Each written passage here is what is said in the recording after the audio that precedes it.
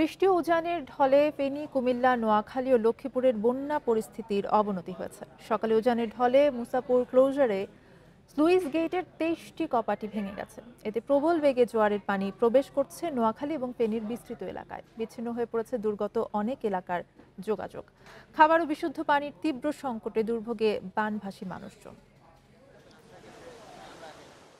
বন্যার পানিতে ডুবেছে কুমিল্লার 17 উপজেলার মধ্যে 14 উপজেলা। এর মধ্যে সবচেয়ে ক্ষতিগ্রস্ত বুড়িচং, ব্রাহ্মণপাড়া, 14 গ্রাম ও নাঙ্গলকোট। ক্ষতিগ্রস্ত মানুষের সংখ্যা 10 লাখের বেশি। তলিয়ে গেছে 60,000 হেক্টর ফসলি জমি। অনেক নৌকা নিয়ে গেছে, হ্যাঁ, মানুষ ত্রাণ নিয়ে দিচ্ছে, কিন্তু উদ্ধার কাজ খুব কম হচ্ছে। এই বাচ্চা কাচ্চা দিয়ে খাইয়া বসছি, ঘর দোনোটি নিয়ে গেছে, কিছু বলতে কিছু নেই। পাবলিকে আমরা কিছু খাবার দিতে আছে, খাইতে আছি। আত্মীয় স্বজন যে রাস্তাঘাটে আইব, এটা আমরা সম্ভব না। ফেনীর পরশুরাম ও ফুলগাজী উপজেলায় পানি কিছুটা কমলেও সোনাগাজী, দাগনভূঞা সদর ও ছাগলনাইয়ায় অবর্ণনীয় দুর্ভোগে বন্যা কবলিতরা। অনেক এলাকায় ত্রাণ না মেলায় খাদ্য ও বিশুদ্ধ পানির সংকট চরমে। বেশি সমস্যা পানি আর খাবার দিচ্ছে, কিন্তু কেউ পাচ্ছে না। টিনের চালা পর্যন্ত, রেজিং পর্যন্ত আমার পানির নিচে, কিন্তু আমি কোনো সহযোগিতা পাই না, কিন্তু আমি অনেক মানুষকে উদ্ধার করি, আমি উপরে নিয়ে আসছি। বৃষ্টিতে বন্যার অবনতি হওয়ায় নোয়াখালীতে নতুন করে ভিড় বাড়ছে আশ্রয় কেন্দ্রগুলোতে। সরকারি হিসেবে 826টি আশ্রয় কেন্দ্রে 1.5 লাখের বেশি মানুষ আশ্রয় নিয়েছে। এর মধ্যে মুসাপুর ক্লোজারের স্লুইস গেটের 23টি কপাটি ভেঙে যাওয়ায় বন্যা অবনতির আশঙ্কায় স্থানীয়রা। আমরা তো এমনি আতঙ্কের ভিতরে আছি, ভয়াবহ অবস্থা। আর ভিতরে ক্লোজার ভাঙা আমাদের অবস্থাটা আরো ভয়াবহ দিকে যাচ্ছে। 2-1টা ঘর ছাড়া সবার বাড়িতেই পানি উঠছে, কেউ নেই। এদিকে ফেনী ও নোয়াখালীর বন্যার পানি রহমতখালী ও ডাকাতিয়া খাল হয়ে লক্ষ্মীপুরে প্রবেশ করায় জেলার বন্যা পরিস্থিতির অবনতি হয়েছে। 5 উপজেলায় পানিবন্দী প্রায় 8 লাখ মানুষ। বন্যা আরো দ্রুত বৃদ্ধি পাইতেছে, বন্যার পানি, এবং মানুষ খুব দুর্বিষহ সমস্যার মধ্যে পড়তেছে। বৃষ্টি না থাকলেও এখনো পানি না নামায় ভোগান্তিতে চট্টগ্রামের মিরসরাইয়ের কয়েক গ্রামের মানুষ। ফটিকছড়িতে বন্যার পানি নেমে গেলেও দুর্ভোগ কমেনি। এছাড়া বন্যার পানি না নামায় চাঁদপুরের শাহরাস্তি ও হাজীগঞ্জের অর্ধলক্ষাধিক মানুষ চরম দুর্ভোগে। রেশমি নন্দী, ইন্ডিপেন্ডেন্ট নিউজ। ফেনীর পরশুরাম ও ফুলগাজী উপজেলায় পানি কিছুটা কমলেও সোনাগাজী এবং দাগনভূঞায় বন্যা পরিস্থিতির অবনতি হয়েছে। এছাড়া সদর ও ছাগলনাইয়ার অবস্থা অপরিবর্তিত আছে। জেলার 8 লাখের বেশি মানুষ এখনো প্রাণীবন্দী। মৃত্যু হয়েছে অন্তত 10 জনের। দুর্গত অনেক এলাকায় ত্রাণ না মেলায় খাদ্য বিশুদ্ধ পানির সংকট চরমে। বৃষ্টি ও উজানের ঢল কমে আসায় ফেনীর ফুলগাজী ও পরশুরামের কিছু এলাকায় পানি নেমেছে। তবে ছাগলনাইয়া, সোনাগাজী, দাগনভূঞা ও সদর উপজেলা এখনও ভয়াবহ বন্যার কবলে। বিস্তীর্ণ এলাকা তলিয়ে যাওয়ায় নৌকা ছাড়া যোগাযোগের কোনো পথ নেই। দুর্গত এলাকায় উদ্ধার ও ত্রাণ বিতরণে সেনাবাহিনী, নৌবাহিনী, র্যাব, বিজিবি, কোস্টগার্ড ছাড়াও কাজ করছে শিক্ষার্থী সহ বিভিন্ন সংগঠনের স্বেচ্ছাসেবীরা। 1.5 দিন হয়ে গেল, বাবা মার কোনো খোঁজই পাচ্ছি না আমি। এখন এই যে চিন্তা করলাম, এখন বউ বাচ্চা ফেলে সেই সকাল ভোর 5টায় রওনা দিয়েছি, এখনো বাড়ি পৌঁছতে পারিনি। এই মাত্র লালপুল এসে পৌঁছলাম। বৃহস্পতিবার দিন মানে ঘরের প্রায় মাঝামাঝি পরিমাণ পানি হচ্ছে। এরপরে আমরা রাতে প্রায় 1টার দিকে এখানে আসি, এই টেকনিক্যাল স্কুলে আমরা অবস্থান করি। বন্যা দুর্গত অনেক এলাকায় দেখা দিয়েছে বিশুদ্ধ পানি ও খাদ্য সংকট। আশ্রয় কেন্দ্রেও পর্যাপ্ত খাদ্য, শিশু খাদ্য, ওষুধের অভাব। 4 দিন যাবত এখানে মানুষ শেল্টার নিতেছে। এখানে প্রথম দিন ছিল 400 কন্টিনিউ, এবং আস্তে আস্তে এখন অলমোস্ট 1200+ মানুষ এখানে থাকতেছে। ওদের পর্যাপ্ত পরিমাণ খাবার নেই। সর্দি, কাশি, জ্বর এটা নিয়ে আসতেছে। 2-1টা আমরা নিউমোনিয়া পাচ্ছি, আর ডায়রিয়া, এটা ছোট বড় সবারই ডায়রিয়া পাচ্ছি আমরা। এ পর্যন্ত 1.5 লাখের বেশি মানুষ বিভিন্ন আশ্রয় কেন্দ্রে এসেছেন, জানিয়েছেন জেলা প্রশাসক। বন্যা কবলিতদের মাঝে শুকনো খাবার বিতরণের পাশাপাশি স্থাপন করা হয়েছে 14টি মেডিকেল ক্যাম্প। এই জেলার সকল শিক্ষা প্রতিষ্ঠান, পাশাপাশি বিভিন্ন মানুষের দোতলা, 3তলা বাসভবনগুলো এই আশ্রয় কেন্দ্র হিসেবে আসলে এখন আমরা বিবেচিত করছি। সরকারি বেসরকারি উদ্যোগে আনুমানিক 60,000 প্যাকেট আমরা শুকনা খাবার বিতরণ করেছি। বন্যার পানি সহজে নামতে ফেনীর মুহুরী নদী রেগুলেটরের 40টি গেট ও নোয়াখালীর মুসাপুরের 23টি গেট খুলে দেওয়া হয়েছে। Independent news. বন্যা পরিস্থিতি নিয়ে আরো জানাতে ফেনী থেকে আমাদের সাথে আছেন সহকর্মী আহসান রিটন। আপনার কাছ থেকে ফেনীর বন্যা পরিস্থিতি জানবো। যারা একটু উঁচু এলাকাতে গিয়ে আশ্রয় নিয়েছে তাদের বিষয়ে জানি, কিন্তু যারা একটু নিম্নাঞ্চলে বসবাস করে তাদেরকে উদ্ধার করা সম্ভব হয়েছে কিনা?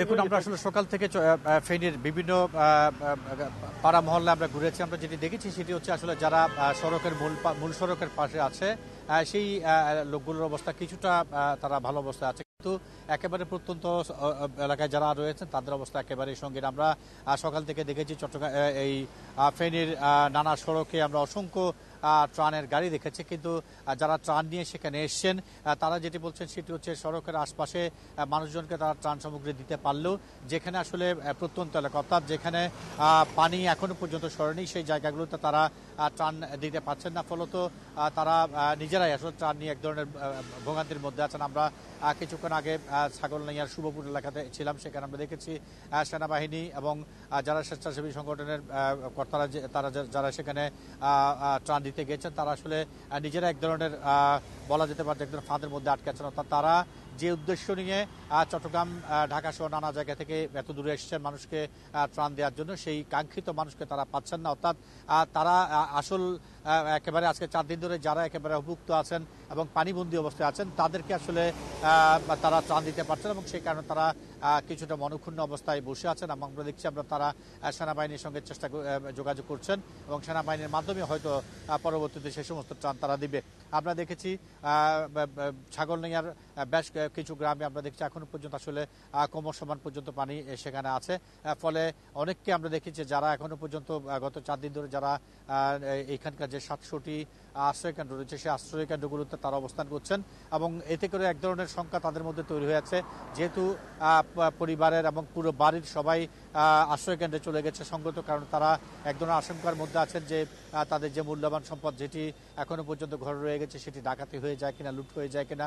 পাশাপাশি আজকে 4 দিন ধরে এখানে আসলে বিদ্যুৎ নেই এবং মোবাইলের যে নেটওয়ার্ক সেটিও নেই, ফলে তারা একে অন্যের সঙ্গে যোগাযোগ করতে পারছেন না এবং সবচেয়ে বড় যেটি যন্ত্রণা শুরু হচ্ছে সেটি হচ্ছে তাদের কাছে যে সমস্ত খাবার ছিল, শিশুদের যে সমস্ত রসদ ছিল সেগুলো আসলে সময় বাড়ার সাথে সাথে সেগুলো ফুরিয়ে যাচ্ছে এবং যেহেতু প্রত্যন্ত এলাকায় ত্রাণকর্মীরা যেতে পারছে না সঙ্গত কারণে সেখানে খাবার সংকট দেখা দিচ্ছে, পাশাপাশি ডায়রিয়া সহ নানা রোগের প্রকোপ সেখানে আস্তে আস্তে দানা বাঁধতে শুরু করেছে বলে তারা আমাদেরকে জানিয়েছেন এবং তারা এটিও বলেছেন যে সুপেয় পানির যে সংকট সেটি তীব্র থেকে তীব্রতর হচ্ছে। জি, আপনি থাকুন আমাদের সাথে, আমরা একটু কুমিল্লার খবর জানবো। সহকর্মী তানভীর খন্দকার আছেন কুমিল্লাতে। তানভীর, আপনি জানাবেন যে কুমিল্লার বন্যা পরিস্থিতি কি এবং সেখানে আসলে পর্যাপ্ত ত্রাণ সহায়তা দেয়া যাচ্ছে কিনা? কুমিল্লার বন্যা পরিস্থিতি কিন্তু অবনতির দিকে যাচ্ছে। বুড়িচং উপজেলা, ব্রাহ্মণপাড়া উপজেলা, দেবিদ্বার, তিতাস, নাঙ্গলকোট, 14 গ্রাম সহ 17টি উপজেলার মধ্যে 14টি উপজেলায় কিন্তু এখন বন্যা কবলিত। আর ত্রাণ যেটি পর্যাপ্ত পরিমাণে ত্রাণ আসছে, আমরা দেখতে পাচ্ছি যে ট্রলারে করে, স্পিড বোটে করে স্বেচ্ছাসেবীরা কিন্তু ত্রাণ নিয়ে আসছে, বিভিন্ন জেলা থেকে আসছে। এই ত্রাণগুলো আসলে তারাই আবার পৌঁছে দিচ্ছে দুর্গত এলাকায়।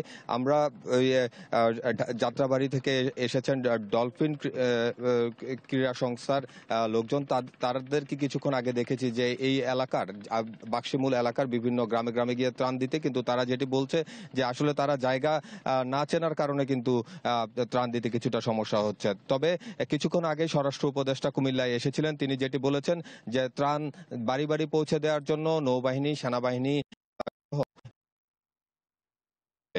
বন্যার পরিস্থিতি এই মুহূর্তে যদি আমি একটু দেখানোর চেষ্টা করি, বাক্সিমূল উপজেলা বুড়িচংয়ের মাঝামাঝি একটু গ্রাম, এই গ্রামে কিন্তু এই মুহূর্তে কোথাও কোথাও 10 থেকে 12 ফুট পর্যন্ত পানি উঠে গেছে।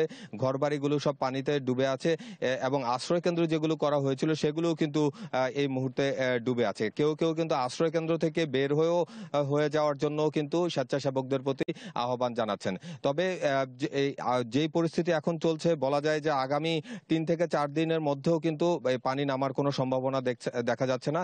তবে আমরা স্বরাষ্ট্র উপদেষ্টার কাছে প্রশ্ন করেছিলাম যে যেহেতু গুমতির বাঁধে ভাঙনটি প্রায় 500 ফুট চওড়া হয়ে গিয়েছে এবং দিন দিন সেটি বাড়ছে, সেটিকে প্রতিরক্ষা দেওয়ার কোনো ব্যবস্থা করবেন কিনা তিনি বলেছেন যে সেনাবাহিনীর সাথে কথা বলবেন, যে গোমতীর যে ভাঙন সেটিকে আর যেন না বাড়তে দেওয়া হয় সেই বিষয়ে তিনি সেনাবাহিনীর সাথে কথা বলবেন।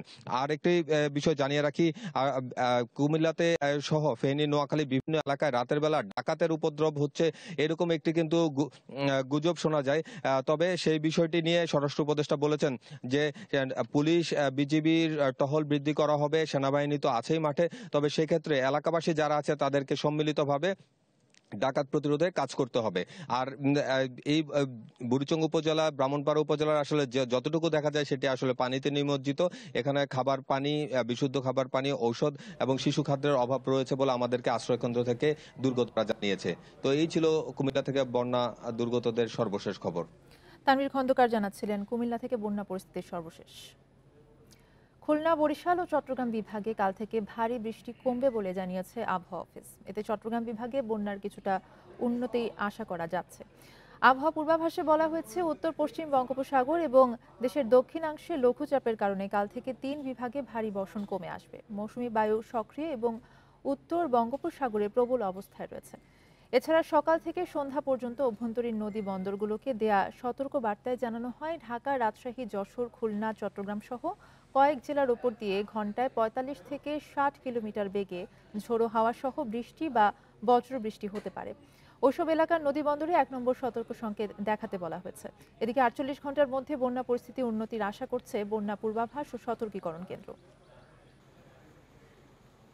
বৃষ্টিপাতটা কমে যাবে এবং আমাদের যে ভারী বর্ষণের সতর্ক সংকেত যেটা আমরা বলছি, খুলনা, বরিশাল, চট্টগ্রাম বিভাগের জন্য আজকে সন্ধ্যা 6টা পর্যন্ত বলবৎ আছে। এখন পর্যন্ত যেটা দেখা যাচ্ছে যে এটা হয়তো আর বর্ধিত করতে হবে না। এখনো কুমিল্লা এবং ফেনী এই দুটা এলাকায় মূলত আমাদের বন্যা আক্রান্তর মধ্যে আমরা রাখছি।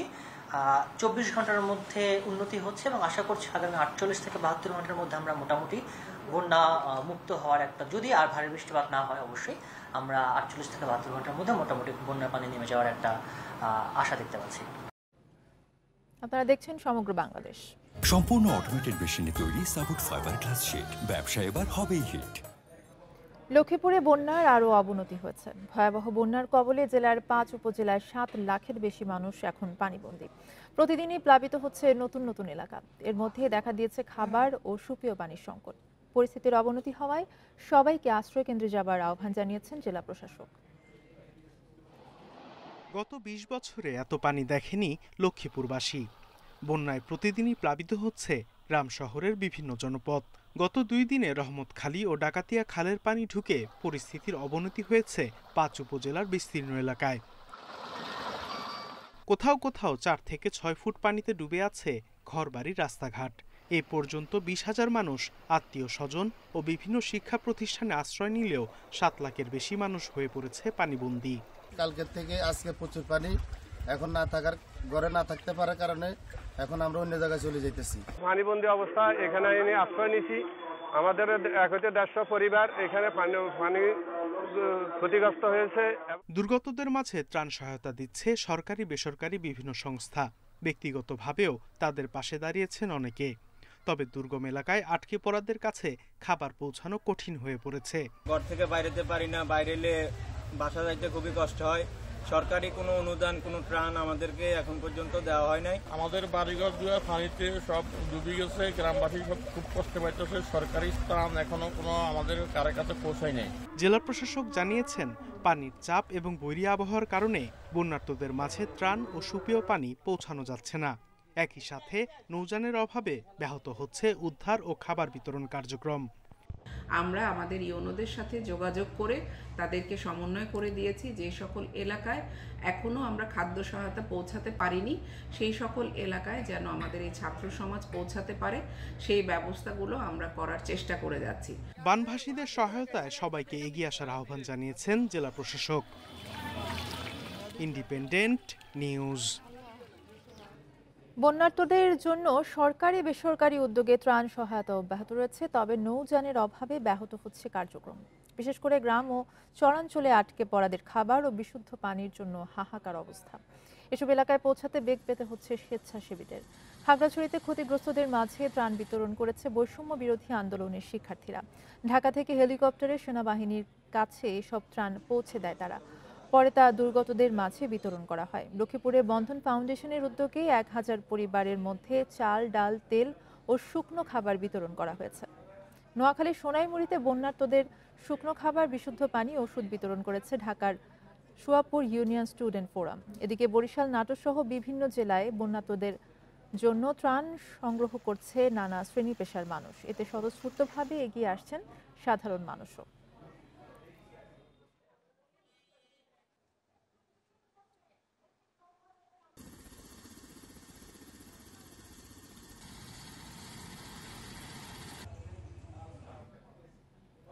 দুর্গত এলাকায় ত্রাণ পৌঁছে দিতে স্বেচ্ছাসেবীদের পাশাপাশি সেনা, নৌবাহিনী, পুলিশ, বিজিবি সহ সরকারি সব বিভাগ কাজ করছে বলে জানিয়েছেন স্বরাষ্ট্র উপদেষ্টা জাহাঙ্গীর আলম চৌধুরী। দুপুরে কুমিল্লার বুড়িচংয়ে ত্রাণ ব্যবস্থাপনা পর্যবেক্ষণে গিয়ে বন্যা পরবর্তী সময়ের জন্য সবাইকে প্রস্তুত থাকারও আহ্বান জানিয়েছেন তিনি। কোস্টগার্ড তারাও কিন্তু কাজ করতেছে, আর এদিকে তো ধরেন যে বিজিবি তারা নিজেরও কিন্তু নৌকা ভাড়া করে কাজ করতেছে, তারপর পুলিশ আপনি করতেছে, আনসার আপনি করতেছে, সেনাবাহিনী এর হলো কেন্দ্রীয় দায়িত্বে আছে, তারাও সব কিছু কোঅর্ডিনেট করে দিচ্ছে।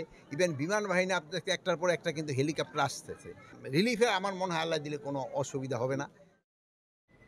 ইনি আরো জানাতে খাগড়াছড়ি এবং লক্ষ্মীপুর থেকে আছেন আমাদের সহকর্মীরা। শুরুতেই খাগড়াছড়ি থেকে আমাদের সাথে যোগ দেবেন সহকর্মী সমীর মল্লিক। সমীর, দুর্গম যে এলাকাগুলো রয়েছে সেখানে যারা রয়েছে তাদের মাঝে কি আসলে ত্রাণ সহায়তা পৌঁছে দেওয়া সম্ভব হচ্ছে?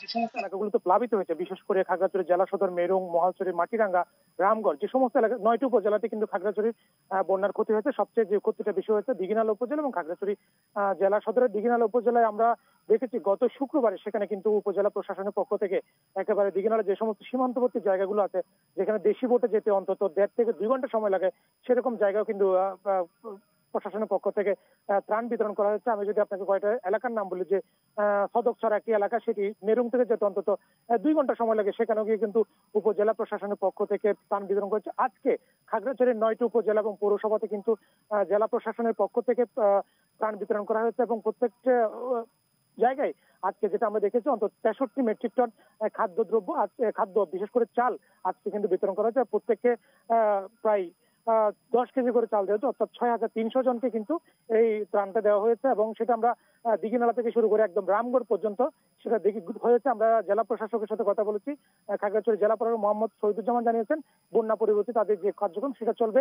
আপনি জানেন পার্বত্য এলাকায় কিন্তু সেনাবাহিনীর পক্ষ থেকে কিন্তু বেশ ভালো মাত্রায় বলা যায় দুর্গত এলাকাগুলোতে ত্রাণ বিতরণ করা হয়েছে।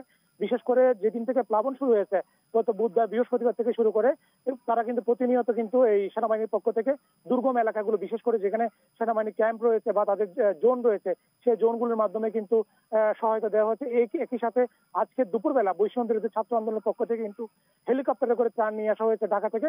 পরবর্তীতে সেটা দিঘিনালার সংগ্রাছড়ি এলাকায় সেনাবাহিনীর কাছে বুঝিয়ে দেওয়া হয়। সেনা সদস্যরা পরবর্তীতে যারা বন্যা দুর্গত মানুষ ছিল তাদের কাছে কিন্তু সে সমস্ত ত্রাণ সামগ্রী পৌঁছে দিয়েছে। সবকিছু মিলিয়ে যদি বলা হয়, এখানে প্রশাসন, সেনাবাহিনী এবং বেসরকারি ব্যক্তিগত উদ্যোগে কিন্তু ত্রাণ দেওয়া হচ্ছে। তবে এখনো কিছু কিছু জায়গায় হয়তো অনেক যেগুলো ইন্টেরিয়র জায়গা অর্থাৎ খুব দুর্গম এলাকা, সেখানে হয়তো প্রশাসনের পক্ষ থেকে ইউপি সদস্য বা স্থানীয় কারবারি হেডম্যানদের মাধ্যমে কিন্তু ত্রাণ পৌঁছে দেওয়ার একটা চেষ্টা করা হচ্ছে। এখানে সরকারের পাশাপাশি একই সাথে এখানে বেসরকারি উদ্যোগে এবং ব্যক্তি উদ্যোগে কিন্তু একটা বড় ধরনের ত্রাণ দেওয়া হচ্ছে। আমরা দেখছি সব প্রতিদিনে বিভিন্ন বিশ্ববিদ্যালয়, কলেজ পড়ুয়া শিক্ষার্থীরা কিন্তু ত্রাণ নিয়ে খাগড়াছড়িতে আসছেন এবং যে সমস্ত এলাকাগুলোতে বন্যা দুর্গত মানুষ হয়েছে সেখানে তারা শুকনো খাবার এবং জরুরি খাদ্য সেটা বিতরণ করছে। তবে এখানে সবচেয়ে বড় যে সংকটের জায়গাটা রয়েছে, যারা কৃষক রয়েছে তারা দাবি করছে যে আসলে তারা যে মুহূর্তে আসলে সার, বীজ সহ তাদের যে কৃষি প্রণোদনা সেটা সবচেয়ে বেশি জরুরি। এই ছিল মোটামুটি ত্রাণ নিয়ে সবশেষ খাগড়াছড়িতে। সমীর থাকুন আমাদের সাথে। আব্বাস হোসেন আমাদের সাথে লক্ষ্মীপুর থেকে যোগ দিচ্ছেন, সেখানকার খবর জানাবেন তিনি। আব্বাস, লক্ষ্মীপুরে বন্যা পরিস্থিতি আসলে জানতে চাইবো। সেখানে কিন্তু প্রায় 7 লাখের বেশি মানুষ পানিবন্দী রয়েছে এবং নতুন নতুন এলাকা প্রতিদিনই প্লাবিত হচ্ছে। কোন কোন এলাকাগুলো সব থেকে বেশি ক্ষতিগ্রস্ত হয়েছে?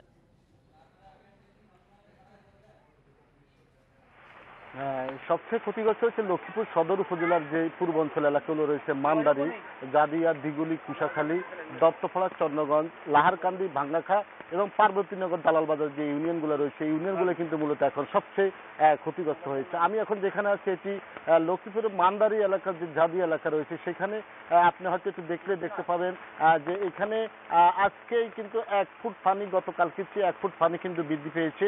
অর্থাৎ এই পানি অনবরত বৃদ্ধি পেয়েছে এবং নতুন নতুন এলাকাগুলো সেটি কিন্তু প্লাবিত হচ্ছে। এর মধ্যে রামগতি, কমলনগর সদরের পশ্চিম অঞ্চল এবং রায়পুর, রামগঞ্জ প্রত্যেকটি উপজেলায় প্রায় 45টি উপজেলা এখন পানির নিচে তলিয়ে আছে।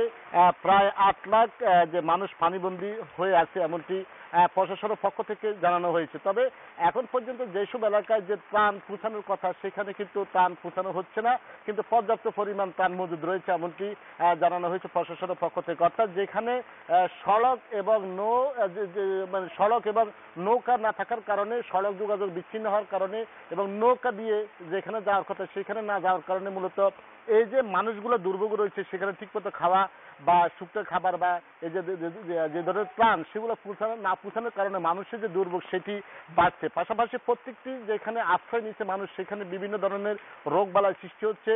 বিশেষ করে আজকেও কিন্তু লক্ষ্মীপুরের লাহারকান্দি উচ্চ বিদ্যালয়ের যে আশ্রয় কেন্দ্র রয়েছে যেখানে মানুষ আশ্রয় নিচ্ছে, আব্দুল মালিক নামে এক ব্যক্তি অসুস্থ হয়ে মারা গেছে। অর্থাৎ এইভাবে প্রত্যেকটি কেন্দ্রেই কিন্তু অসুস্থ হচ্ছে, বিভিন্ন ধরনের ঠান্ডাজনিত বা যে বিভিন্ন ধরনের অ্যাজমা, শ্বাস প্রশ্বাস বিভিন্ন জায়গায় দেখা দিয়েছে। তবে এখানকার জেলা প্রশাসক জেলা প্রশাসক সুরাইয়া জাহান যেটি জানিয়েছেন, তারা চেষ্টা করছেন প্রত্যেকটি এলাকায় যারা যে ত্রাণ দেওয়ার জন্য এবং পৌঁছানোর জন্য তারা কিন্তু চেষ্টা করে অব্যাহত রয়েছেন। তো এর মধ্যে আমরা দেখেছি এখন পর্যন্ত লক্ষ্মীপুর যে এলাকাগুলো রয়েছে, যারা স্থানীয় জনপ্রতিনিধি রয়েছে, বিভিন্ন স্বেচ্ছাসেবী সংগঠনগুলো রয়েছে, তারাও কিন্তু চেষ্টা করছে, বিশেষ করে ছাত্র আন্দোলনের যেসব নেতাকর্মীরা রয়েছে তারাও কিন্তু চেষ্টা করছেন বিভিন্ন জায়গায় যারা দুর্গত এলাকা রয়েছেন যেখানে ত্রাণ পৌঁছানো যাচ্ছে না সেখানে তারা যেভাবে হোক নৌকা করে হোক বা যেই কোনো পদ্ধতি হোক তারা কিন্তু সেখানে পৌঁছানোর জন্য তারা চেষ্টা করছেন। এমনকি এখানে অনেকের সাথে কথা বলছি তারা কিন্তু জানিয়েছেন। তবে এই পানি কিন্তু অনবরত বাড়ছে, এটি আরো কয়েকদিন বাড়বে এমনটি বলছেন যে পানি উন্নয়ন বোর্ডের নির্বাহী প্রকৌশলী যিনি রয়েছেন নাহিদুজ্জামান, তিনি নিজেও বলেছেন যে আজকে 1 ফুটের মতো পানি বেড়েছে আর বৃষ্টি এখনো অব্যাহত রয়েছে।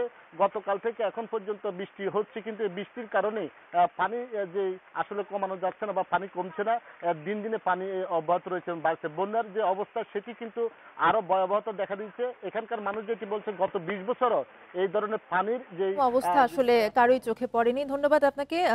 সমীর মল্লিক এবং আব্বাস হোসেন জানাচ্ছিলেন বন্যা পরিস্থিতি। চলমান বন্যায় 11 জেলায় এখন পর্যন্ত প্রায় 57 লাখ মানুষ ক্ষতিগ্রস্ত হয়েছে, মারা গেছে 23 জন। দুপুরে সচিবালয়ে চলমান বন্যা পরিস্থিতি নিয়ে সংবাদ সম্মেলনে এই তথ্য জানান দুর্যোগ ব্যবস্থাপনা ও ত্রাণ মন্ত্রণালয়ের সচিব মোহাম্মদ কামরুল হাসান। ত্রাণ সচিব আরও বলেন, এখন পর্যন্ত পানিবন্দী পরিবারের 12,38,048টি, 74 উপজেলা বন্যা প্লাবিত এবং ক্ষতিগ্রস্ত ইউনিয়ন পৌরসভা 550টি। এখন পর্যন্ত বন্যায় মোট 23 জন মারা গেছে জানিয়ে দুর্যোগ সচিব বলেন, এর মধ্যে কুমিল্লায় 6 জন, ফেনীতে 1 জন, চট্টগ্রামে 5 জন, খাগড়াছড়িতে 1 জন, নোয়াখালীতে 5 জন, ব্রাহ্মণবাড়িয়ায় 1 জন এবং কক্সবাজারে 3 জন মারা গেছেন। সচিব বলেন, বন্যার পানি নেমে যাওয়ার সঙ্গে সঙ্গে পানিবাহিত রোগের প্রাদুর্ভাব দেখা দিতে পারে। সেক্ষেত্রে সংশ্লিষ্ট সবাইকে সচেতন হতে হবে এবং প্রয়োজনীয় পদক্ষেপ গ্রহণ করতে হবে।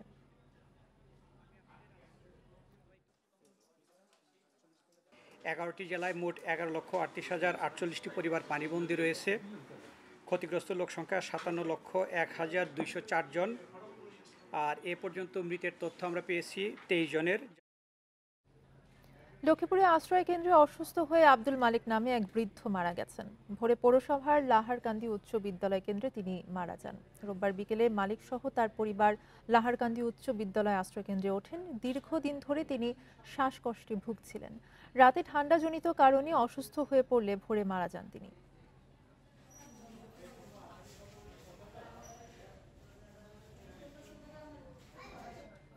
নৌযানের অভাবে ব্যাহত হচ্ছে বন্যা কবলিত এলাকার ত্রাণ তৎপরতা। ত্রাণ নিয়ে আসলেও পানিবন্দীদের কাছে পৌঁছাতে পারছেন না স্বেচ্ছাসেবীরা। প্রত্যন্ত গ্রামগুলোয় ত্রাণ তৎপরতা জোরদারে নৌযান ব্যবস্থা নিশ্চিত করার দাবি স্বেচ্ছাসেবীদের। ত্রাণ ভর্তি সারি সারি গাড়ি, দূর দূরান্ত থেকে আসা এসব গাড়িতে আছে সুপেয় পানি, শুকনো খাবার সহ নানা ত্রাণ সামগ্রী। মানবতার টানে বানভাসীদের জন্য এসব নিয়ে হাজির একদল স্বেচ্ছাসেবী। তবে চট্টগ্রাম, ফেনী সহ বন্যা কবলিত এলাকায় গিয়ে নৌযান সংকটে বেকায়দায় পড়ছেন তারা। সড়ক পানিতে ডুবে থাকায় প্রত্যন্ত গ্রামগুলোতে ত্রাণ নেওয়া যাচ্ছে না। স্থানীয়দের সহযোগিতা নিয়ে প্রশ্ন তুলেছেন ত্রাণ নিয়ে আসা স্বেচ্ছাসেবীরা। এখানে চেয়ারম্যানের বার একটা আছে, এখানে নাকি বোর্ড একটা আছে, আমরা দেখছি। আমরা ওনাদেরকে অনেক অনুরোধ করছি, ওনারা আমাদেরকে বোর্ড নেয়। এমনকি আরেকটা বারে আছে, ওখানে আরেকটা বোর্ড আছে, ওনাদেরকে আমরা বোর্ডের কথা বলছি, ওনারা বোর্ডের সেনাবাহিনীদেরকে খারাপ কথা বলতেছে। কিছু স্থানীয় মানুষ আছে, তাদের কাছে অনেক ধরনের সহযোগিতা চাচ্ছি, কিন্তু তারাও কোনো ধরনের সহযোগিতার হাত আমাদেরকে বাড়াই দিচ্ছে না।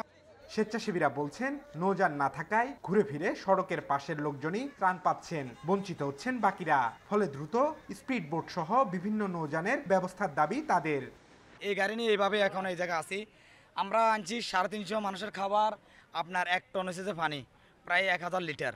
তাই আমরা এখন আর মাত্র 150 প্যাকেট আছে, এখান থেকে যেদিকে পাচ্ছে ওরা ওদিকে নিয়েছে, কিন্তু দক্ষিণ মন্দিরে উত্তর মন্দিরে আমরা মাল পাঠাতে পারিনি। আমাদের উদ্দেশ্য একটাই, এই ত্রাণগুলো মানুষকে পৌঁছানোর জন্য, যারা পায় নেই তাদেরকে দেওয়ার জন্য। নানা চ্যালেঞ্জের মধ্যেও দুর্গতদের মাঝে ত্রাণ তৎপরতা ও উদ্ধার কার্যক্রম অব্যাহত রেখেছে সেনাবাহিনী সহ বিভিন্ন সংস্থা। Abdullah Rakib, Independent News, Chattogram. অগাস্টে 2 দফা বন্যায় খাগড়াছড়ির কৃষিতে অপূরণীয় ক্ষতি হয়েছে, ডুবে গেছে বিভিন্ন সবজির ক্ষেত। এছাড়া আমন ও আউশের চারা ডুবে যাওয়ায় দিশেহারা কৃষক। এ অবস্থায় নতুন করে ধান চাষের সময় না থাকায় ক্ষতিগ্রস্তদের রবি শস্য প্রণোদনা দেওয়ার কথা জানিয়েছে কৃষি বিভাগ। খাগড়াছড়ির দীঘিনালার মাইনি ভ্যালি, মাইনি নদীর অববাহিকায় বিস্তীর্ণ এলাকা জুড়ে আমন, আউশ ও সবজির আবাদ করেছিল কৃষক। কিন্তু 2 দফা বন্যায় বিলীন এখানকার কৃষকের স্বপ্ন। চলতি মাসের শুরুতে একবার ডুবে যাওয়ার পর পুনরায় আমনের চারা রোপণ করে কৃষক। একই মাসের শেষের দিকে এই বন্যায় নষ্ট হয়ে গেছে 765 হেক্টর জমির আমন চারা, 90 হেক্টর জমির আউশ ও 140 হেক্টর জমির সবজি। ধান 3 বার বুনছি, নষ্ট হয়ে গেছে 2 কেনের মতো ধান আর কি। এখন আর কোনো সুযোগ নাই। তরকারি আপনার 15-20 হাজার টাকা দাম, পুরো 40-50 হাজার টাকার ক্ষয় করতে হচ্ছে জমিন এবং বাড়ি। নিজের জমিন না, বাসা জমিন, 4000 টাকা ধরে খান হিসেবে রাখছি। ওই 2 বার সুবাইয়ারে এখন এক বেশ সর্বনাশ। বন্যার পানি নেমে গেলে নতুন করে ঘুরে দাঁড়াতে সরকারি সহযোগিতা চেয়েছেন ক্ষতিগ্রস্তরা। ক্ষয়ক্ষতি হইলাম, কোনো কৃষি বিভাগ এই পর্যন্ত একজনও খবর লয়, একটা বীজ বা 1 কেজি সার কোনো সহযোগিতা পাইনি আমরা। প্রণোদনা কি আছে, সামনে সরকার কি আমাদেরকে সহযোগিতা করতে পারবে, এরকম একটা জানার জন্য আমি কৃষি অফিসে আসছি। নতুন করে আর ধানের চারা রোপণের সময় নেই, যে কারণে পানি নেমে গেলে আগাম রবি শস্যের জন্য প্রণোদনা দেওয়ার কথা জানিয়েছেন কৃষি কর্মকর্তা। আমরা একটা কর্মপরিকল্পনা গ্রহণ করেছি যে এখানে আগাম রবি শাকসবজি কিংবা তেল জাতীয় ফসল লাগানোর আমরা প্ল্যান করেছি এবং কৃষকদের সাথে আমরা আলোচনা অব্যাহত রাখছি, তাদের মতামত নিচ্ছি। পাহাড়ি ঢল ও বন্যায় কৃষিতে ক্ষতির পরিমাণ নির্ধারণ করে দ্রুত প্রয়োজনীয় ব্যবস্থা নেওয়ার দাবি জানিয়েছেন কৃষকরা। Independent news. বৃষ্টি ও পাহাড়ি ঢলের পানিতে রাঙামাটিতে কাপ্তাই হ্রদের পানি বেড়েছে, ফলে হ্রদ তীরবর্তী 10,000-এর বেশি বাড়িঘরে উঠেছে পানি। কর্ণফুলী, মাইনি, কাঁচালং, চেঙ্গি নদীর পানির চাপ সামলাতে কাপ্তাই জলবিদ্যুৎ কেন্দ্রের সব কপাট খুলে দেওয়া হয়েছে। কাপ্তাই হ্রদের পানির উচ্চতা বিপদ সীমার কাছাকাছি পৌঁছালে রোববার এই সিদ্ধান্ত নেয় কর্তৃপক্ষ। 16টি জলকপাট 6 ইঞ্চি খুলে দেয় প্রতি সেকেন্ডে 10,000 কিউসেক পানি নিষ্কাশিত হচ্ছে বলে জানিয়েছেন জলবিদ্যুৎ কেন্দ্রের ব্যবস্থাপক।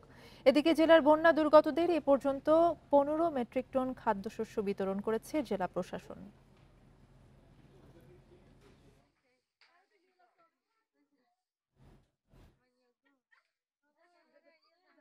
চলাফেরা, গাড়ি ঘোড়া, বাচ্চাদের স্কুলে নিয়ে যাওয়া সম্পূর্ণ বন্ধ। আমরা পুরো পানিবন্দী হয়ে গেছি। পরশুগার থেকে পানি উঠছে, আমরা 200-250 পরিবার এখানে খুব কষ্ট করতেছি, গাড়ি ঘোড়া চলতেছে না, রাস্তা ডুবে গেছে। এ বিষয়ে আরো জানাতে রাঙ্গামাটি থেকে আমাদের সাথে যুক্ত হচ্ছেন সহকর্মী হিমেল চাকমা। হিমেল চাকমা, কাপ্তাই হ্রদের পানি বেড়ে যাওয়াতে কিন্তু 10,000-এর বেশি ঘরে পানি উঠেছে, সেখানকার অবস্থা জানাবেন, স্থানীয়রা কিভাবে থাকছেন?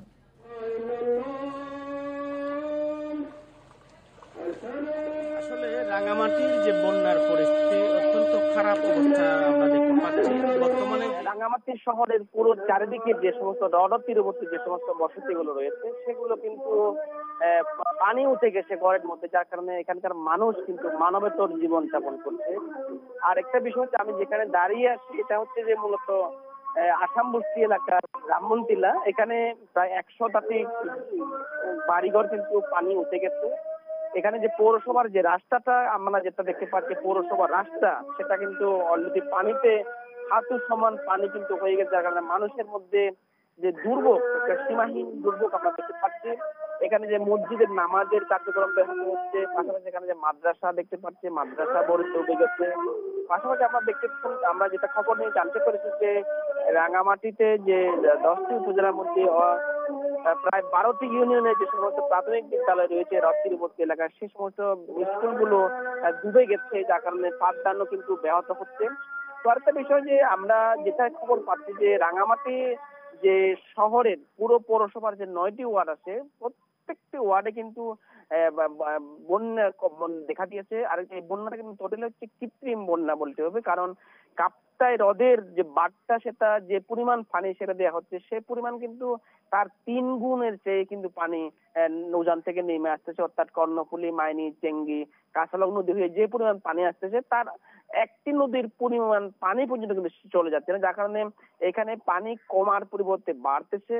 তারা এখানকার যারা বাসিন্দাগুলো আছেন তারা বলছেন যে গত 10 বছরেও এ ধরনের পানি ছিল না। আরেকটা বিষয় আপনাকে জানিয়ে রাখি যে আমরা বিগত সময়ে আমরা দেখেছিলাম যে জেলা প্রশাসনের তৎপরতায় আমরা দেখেছি পানির যে কমানোর যে বিষয়টা, অর্থাৎ 107 ফিট নিচে রাখার যে তাদের যে সিদ্ধান্ত ছিল, কিন্তু আমরা দেখেছি যে আজকে বর্তমান পর্যন্ত 108.64 ফুট পর্যন্ত পানি আছে। অর্থাৎ আরো মাত্র 0.40 যদি পানি হয়, সেক্ষেত্রে বৃহৎ সীমার একেবারে সেটা অতিক্রম করবে। তো কিন্তু পানি যে পরিমাণ সারা হচ্ছে সেটা কিন্তু একেবারে বলা যায় নগণ্য, যার কারণে মানুষের দুর্ভোগটা বাড়ছে। প্রতিনিয়ত পানি কিন্তু উচ্চতা বাড়তেছে, মানুষের দুর্ভোগ বাড়তেছে। আর একটা বিষয় হচ্ছে যে রাঙামাটি শহরের যে পৌর এলাকার কিন্তু ত্রাণ তৎপরতা আমরা লক্ষ্য করছি না।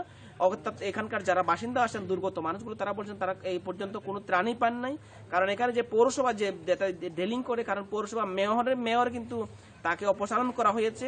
সবকিছু মিলে বন্যার পানি বাড়ছে, মানুষের দুর্ভোগ বাড়ছে, কিন্তু এই তার কবে যে শেষ হবে দুর্ভোগটা সেটা নির্ভর করতেছে শুধু কাপ্তাই বা জলবিদ্যুৎ কেন্দ্রের উপরে। তারা যদি পানিটা সেরে দেয়, সেক্ষেত্রে এই পানিটা কিছু কমে আসবে। এই হচ্ছে আমার কাছে রাঙামাটির বন্যার পরিস্থিতির সর্বশেষ।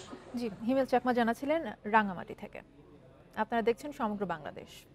স্টিকি থিনার, কাঠ, গাড়ি অথবা বাড়ি, সব রঙে কার্যকরী।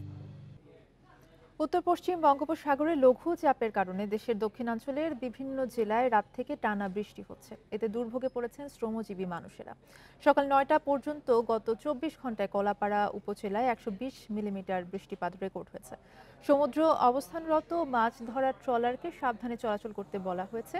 মেহেরপুরে মধ্যরাত থেকে শুরু হওয়া বৃষ্টির কারণে প্রয়োজন ছাড়া ঘর থেকে বের হওয়া যাচ্ছে না। বৃষ্টিতে ঝিনাইদহ শহরের বিভিন্ন স্থানে দেখা দিয়েছে জলাবদ্ধতা। সড়ক মহাসড়কে কমেছে যানবাহন চলাচল। খুলনাতেও টানা 3 দিন ধরে বৃষ্টি হচ্ছে। বৃষ্টিতে যশোর শহরের নিচু এলাকা প্লাবিত হয়েছে। ভেসে গেছে মাছের ঘেরো পুকুর, তলিয়ে গেছে ধান সহ বিভিন্ন সবজি।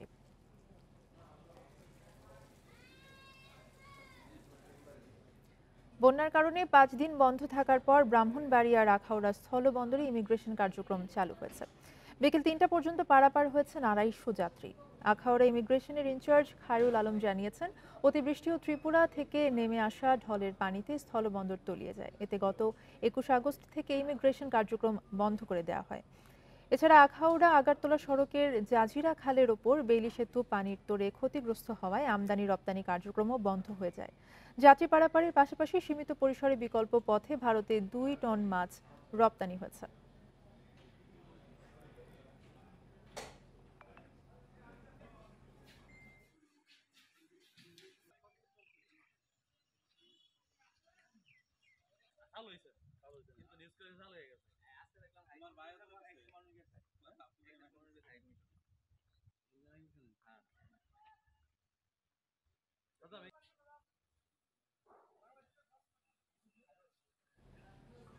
দর্শক, নারায়ণগঞ্জের রূপগঞ্জ এলাকায় গাজী টায়ার কারখানায় আগুন জ্বলার খবর আমরা পেয়েছিলাম সকালেই। এই বিষয়ে আরো জানাতে নারায়ণগঞ্জ থেকে আমাদের সাথে যুক্ত হচ্ছেন সহকর্মী রাকিবুল হাসান। রাকিব, আগুন কি পুরোপুরি নেভানো সম্ভব হয়েছে কিনা? এখন পর্যন্ত কিন্তু 18 ঘন্টা চলছে এই গাজী টায়ারের এই আগুন। এখন পর্যন্ত কিন্তু আগুন তারা নেভাতে পারেনি। আপনাকে আমি দেখাতে চাই যে গাজী টায়ারের যে 6তলা ভবনটিতে যেটাতে এই টায়ার তৈরি করার যে কাঁচামাল অন্যান্য ধার্য পদার্থ ছিল, সেটাতে যে অগ্নিকাণ্ড, সেটা কিন্তু এখন পর্যন্ত ফায়ার সার্ভিসের 12টি ইউনিট তারা নেভানোর চেষ্টা করছে। এই 6 তলার মধ্যে একটি ইউনিটে 5 তলাতে এখন পর্যন্ত আগুন জ্বলছে। অন্য ফ্লোরগুলিতে সেটাতে আগুন তারা নিভাতে সক্ষম হয়েছে। তো আপনাকে জানিয়ে রাখতে চাই যে এই পর্যন্ত সকাল থেকে আমরা ফায়ার সার্ভিসের কর্মকর্তাদের সাথে কথা বলেছি। তারা যেই বিষয়টি জানিয়েছেন যে আজকে বিকেল 4টা পর্যন্ত বিভিন্ন নিহতের স্বজনরা তারা আসছেন এবং গতকাল যেই এই কারখানাতে গাজী টায়ারের এই কারখানাতে যে লুটপাট হামলার পরে যে লুটপাটের ঘটনায় সেই সময় কিন্তু অনেকে আটকা পড়েছিল, এরকম কিন্তু 14 জনকে এই ভবন থেকে তারা উদ্ধার করেছে। আপনি দেখতে পাচ্ছেন যে গেটের সামনে কিন্তু অনেক স্বজনরা এখানে তারা ভিড় করছেন এবং এই পর্যন্ত কিন্তু তারা প্রায় 160 জনের মতো তারা নাম নিবন্ধন করেছে নিখোঁজের তালিকায় এবং ফায়ার সার্ভিসের কর্মকর্তারা প্রাথমিকভাবে তারা জানিয়েছেন যে এই বিষয়টি এখন পর্যন্ত তারা। এই ছিল সমগ্র বাংলাদেশের সাথে থাকার ধন্যবাদ সবাইকে।